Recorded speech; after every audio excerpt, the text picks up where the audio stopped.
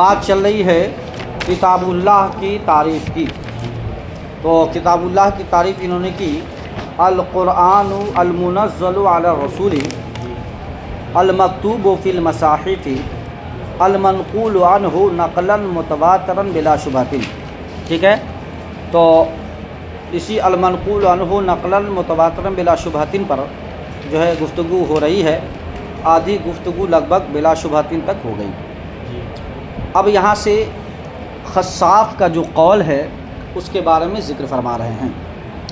وَعِنْدَ الْخَصَّافِ هُوَ احتراز عن المشہور، اور خصاف کے نزدیک وہ یعنی متواتراً کہہ کے اعتراض ہے مشہور سے. اس سے ایک ہے حدیث مشہور اور ایک ہے حدیث متواتر. تو یہاں پر جو ہے یہ حدیث مشہور اور متواتر مراد نہیں ہے. یہاں پر مراد کیا ہے؟ تعریف تو مقصود وہی ہے، لیکن مراد یہاں پر یہ ہے کہ ایسی جمعیت کہ جس کا جھوٹ پر جمع ہونا کیا ہے؟ محال ہو. عقلاً کیا ہو؟ محال ہو. شرعاً بھی محال ہو، ہے نہیں؟ تو اس میں کوئی شک و شبہ کی گنجائش نہیں ہوتی ہے اس تواتر میں. لیکن مشہور میں شک کی گنجائش ہوتی ہے. مشہور میں کیا ہے؟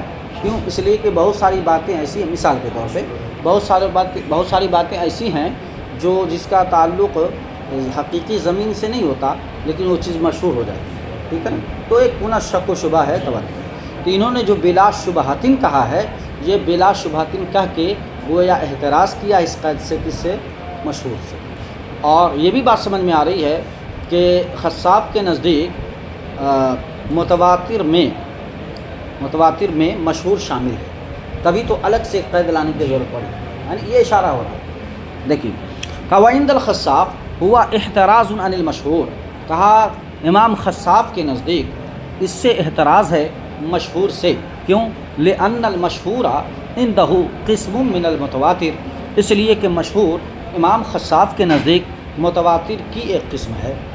میں نے جو بتایا نا آپ کو، ہے نہیں؟ لیکن مع شبہتن، لیکن اس مشہور میں شبہ کے ساتھ معنی پایا جاتا ہے، یعنی شبہ کا معنی پایا جاتا ہے.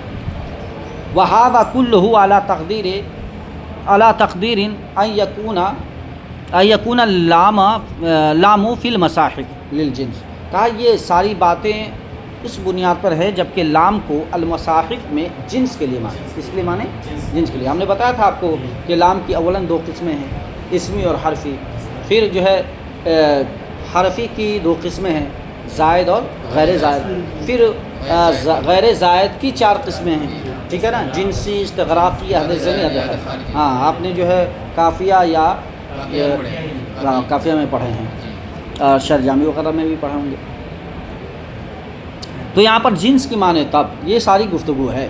وَأَمَّا إِذَا كَانَ لِلْعَهْدِ، اور اگر اسے عہد کے لیے معنی الف لام کو، فتخرج القراءۃ الغیر المتواترہ، کیا ہوا؟ القراءۃ الغیر المتواترہ کلھا، تو کہا تو پھر اس سے نکل جائے گا تمام کے تمام متواتر غیر متواتر قرائن. نہیں سمجھے؟ یعنی متواتر قرائن کون ہیں؟ وہی 7 ہیں جو تواتر کے ساتھ پہنچے ہیں، اور اس 7 کے علاوہ جو ہے وہ کیا ہے؟ غیر متواتر ہے. ٹھیک ہے، غیر مشہور ہے، یعنی قرائن شاذہ ہیں وہ سب.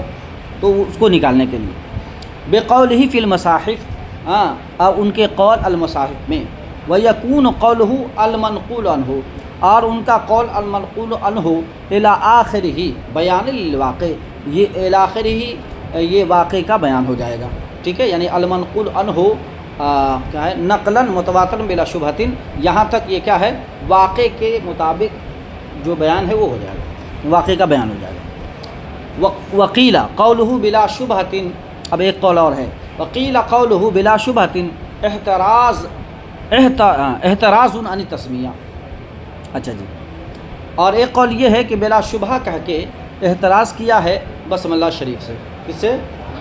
لأن فیہا شبہۃ، اس لیے کہ اس میں کیا ہے؟ ایک گناہ شبہ ہے. وَلِذَا لَمْ يُكَفَّرْ جَاهِدُهُ وَلَمْ يَجْزِلْ اکتفاء بها فی الصلاۃ ولا تحرم تلاوته للجنب والحائض والنفساء. کہا جب اس میں شبہ ہے تو اسی وجہ سے اس کا منکر کافر نہیں کہلائے گا، اور نماز میں صرف بسملہ شریف پر اکتفا جائز نہیں ہوگا. ولم تحرم تلاوتہ للجنب، اور حائضہ، نفسہ اور جنبی کے لیے اس کی تلاوت حرام نہیں ہوگی. دیکھیے جی نفس مسئلہ کیا ہے. نفس مسئلہ یہ ہے کہ بسملہ شریف یہ قرآن کی صورتوں کا جز ہے یا جز نہیں ہے. اس میں ہمارے ائمہ کے درمیان اختلاف ہو گیا. ہمارے نزدیک قرآن عظیم کی کسی بھی صورت کا جز بسملہ شریف نہیں ہے. ٹھیک ہے. ہاں وہ وہ بسملہ شریف جو سورہ نمل میں ہے وہ تو جزو قرآن ہے اور جزو صورت ہے. ٹھیک ہے نا. لیکن جو الگ سے ہر صورت سے پہلے جو بسملہ شریف لکھا ہوا ہے وہ اس صورت کا جز ہے یا نہیں ہے تو ہمارے نزدیک نہیں ہے. لیکن امام شافعی کے نزدیک وہ جز ہے. امام شافعی کے نزدیک وہ جز ہے.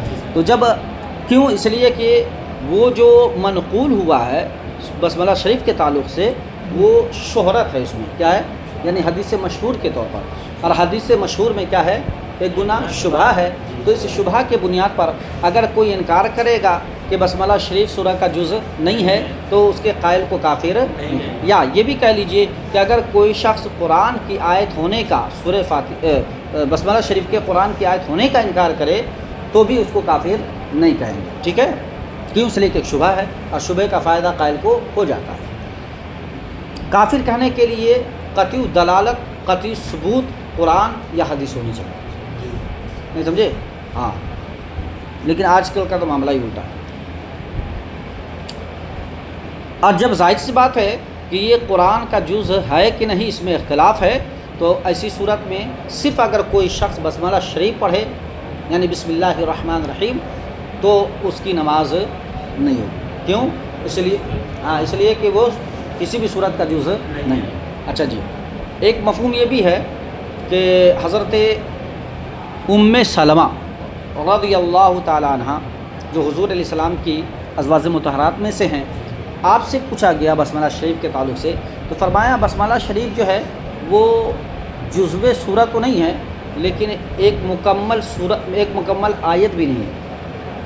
نہیں سمجھے؟ جزو سورت تو ہے ہی نہیں، ساتھ میں مکمل آیت بھی نہیں ہے. کہا مکمل آیت کیا ہے؟ تو کہا حضور جب بھی پڑھتے تھے تو اتنا پڑھتے تھے بسم اللہ الرحمن الرحیم الحمدللہ رب العالمین. نہیں سمجھے؟ ہاں بسم اللہ الرحمن الرحیم الحمدللہ رب العالمین. نہیں سمجھے؟